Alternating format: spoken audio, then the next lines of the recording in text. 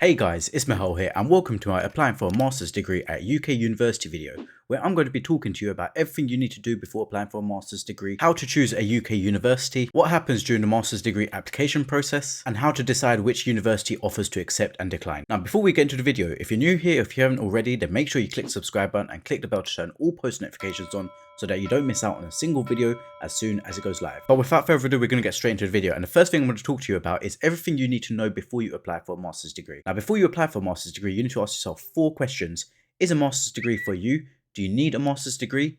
Is now the best time to study a master's degree? And can you afford one? If the answer to any of these 4 questions is no, then you shouldn't be going for a master's degree. However, if it's yes, then do keep watching and find out what you need to know before applying for a master's degree. Is a master's degree for you? The step up from an undergraduate degree to a postgraduate degree is quite a big one, and I was quite surprised by this. For example, in an undergraduate degree, you'll mostly be assessed at the end of each semester. However, with a postgraduate degree, you're going to be assessed continuously, sometimes on a weekly basis. The reason this was a surprise to me is because I like to get my work done in one go, and I like the fact that at the end of each semester, you'd maybe have like a couple of weeks where you'll just be doing assessments and that's it. And so you have that kind of set period where you know you're going to be doing assessments. However, with a master's degree, you're going to be doing assessments throughout your year.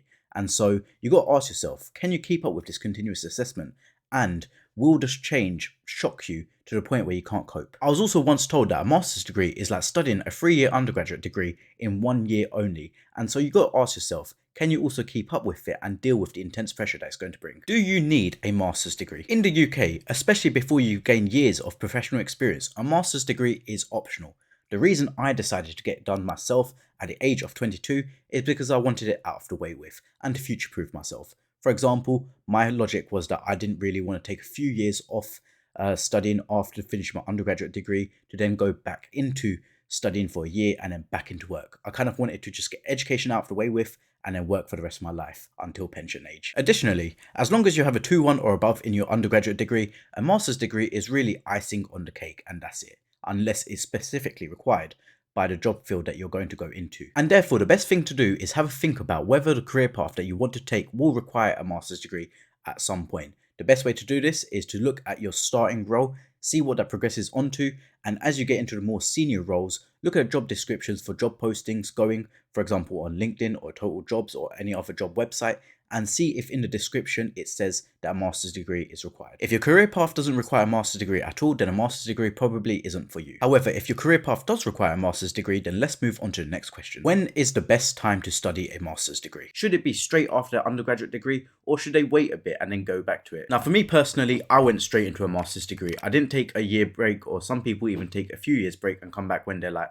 a mature student, which is 25 or over. Now, the positive of this is that I was able to get my education out of the way with in one go, rather than going stop, start, stop, start, stop, start, jumping between education and working, and then back to education and then working again. However, the negative of this is that, truthfully, some of the burnout that I experienced during my undergraduate, given that it was 3 years, and during COVID times as well partially, carried over to my postgraduate studies, meaning that sometimes I would be feeling like I'm too tired even though I've only just started the master's course, and even though it's only 1 year. Therefore, you could argue that a break, even if only 1 year, would have been really beneficial to me. The other deciding factor is how much a master's degree costs and whether or not you can afford it. And this brings us on to our last question. Can you afford to study a master's degree? Now, these figures are going to be based on studying outside of London. If you want to study a master's degree in London, then times these figures by 1.4. And that's just as a rough guide, by the way. A master's course can typically set you back about £12,000. Some can be lower than this and some can be higher than this. For self-catered accommodation, assuming you go for a 52-week contract at £140 a week, this can set you back £7,280. Now, let's say the university you want to study at operates a trimester where it's from like September to December, January to April, and April to about July. You're going to be spending about, I'd say, £1,000 a semester. So in total, for living costs, you can expect to spend about £3,000. Add all those numbers up together and you'll get a total of £22,280. Now, let's say you take out the full UK postgraduate loan of £11,836. You will still need to fund £10,444 out of your own pocket. As you can see, studying a master's degree can be quite expensive, and therefore, ideally, you should start financially planning for one from second year of your undergraduate degree. Otherwise, if you leave it too late, chances are you're going to have to work quite a lot in a part-time job alongside your studies.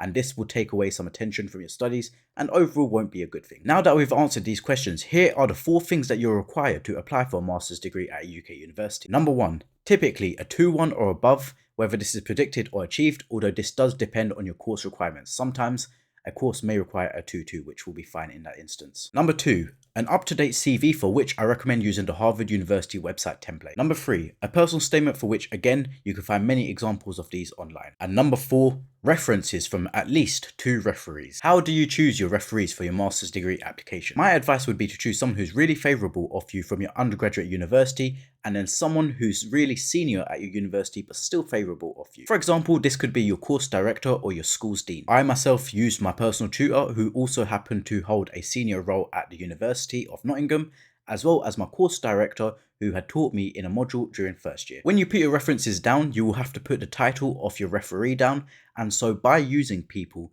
who hold good roles at your university, it will make your application stand out because, well, they're going to look at your application and think, oh wow, important people at his university are giving him a reference, and a glowing one as well.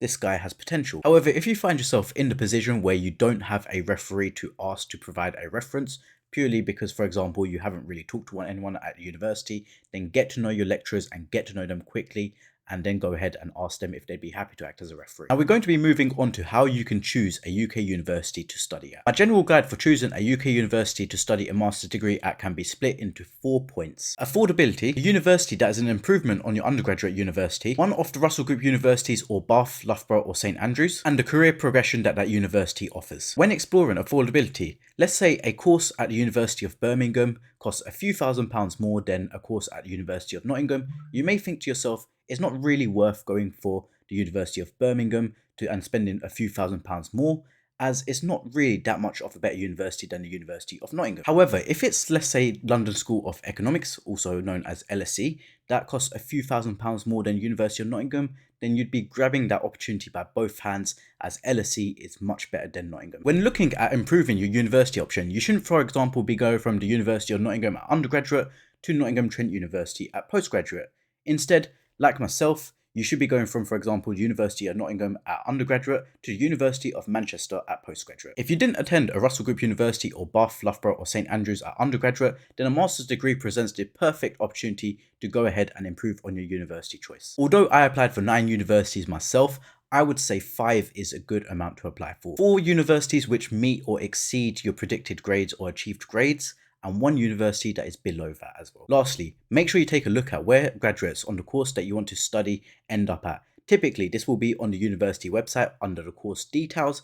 However, you can also go onto LinkedIn and search that course name and see where people are right now. In the next part of the video, I'm going to be talking about what happens during the master's degree application process. The application process is quite simple as long as you have these things ready: a transcript which shows that you're on track for or have achieved the required grade, an up-to-date CV, a personal statement that's relevant to the course that you're applying for, and sometimes the money for an application fee. During the application process, it's just a matter of filling out your personal details, mentioning your work and education history, attaching the relevant documents that I previously mentioned, and sometimes paying an application fee if required. Typically, it takes a couple of weeks from when you submit your application to hear back, although sometimes this can take months, as it did with myself and King's College London. Whilst waiting to hear back from one university on your application, it's a great opportunity to go ahead and look at other universities, see if there are other unis or even courses that you think you could go for. So let's assume that you've done all of that. How do you choose a UK university to study at? When you've received offers after making your university applications, you'll be faced with the decision of choosing just one university to accept. For me, I had to decide between 6 universities, and whilst it's important to go to a good university,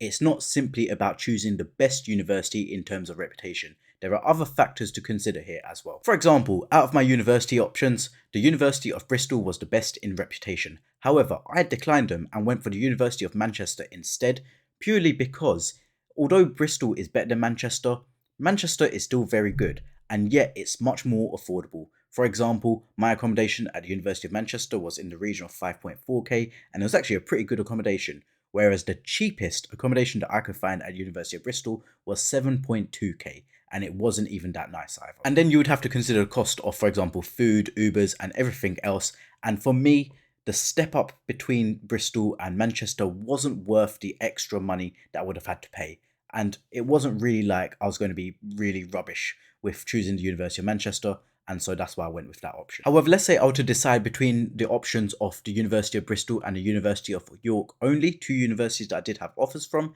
then I would go out of my way to ensure that I was able to study at the University of Bristol, given how much of a better university it is. In that case, the extra money would be worth the reputational difference. Other factors to consider when choosing a university is how far and easy the commute is from home, how the social life is, whether or not that university is a targeted university by top employers, and how good the facilities are at that university as well. Now, for the last part of the video, here are some frequently asked questions about applying for a master's degree in the UK. Can you apply for a course after the deadline? In some cases, yes you can. For example, my course, MA Political Science, Governance and Public Policy at the University of Manchester, if I remember correctly, the deadline was May or June of 2021. However, I sent an email at the end of July to admissions saying that I'm really interested in a course, do they have any space available? And I got told secretly that there were still courses available for UK students, even though this wasn't advertised on the website.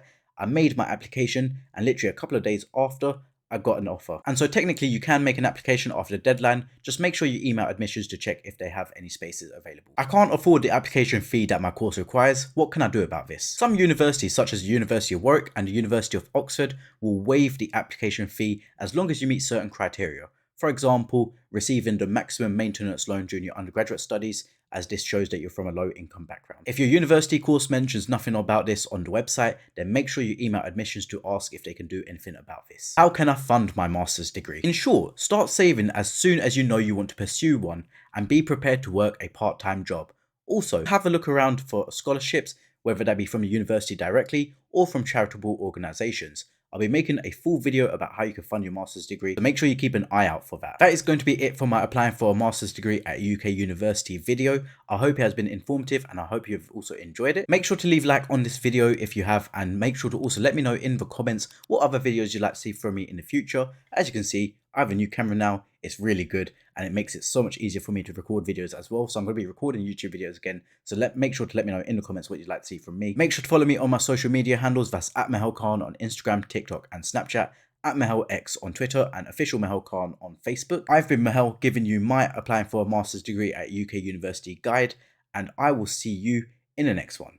Peace.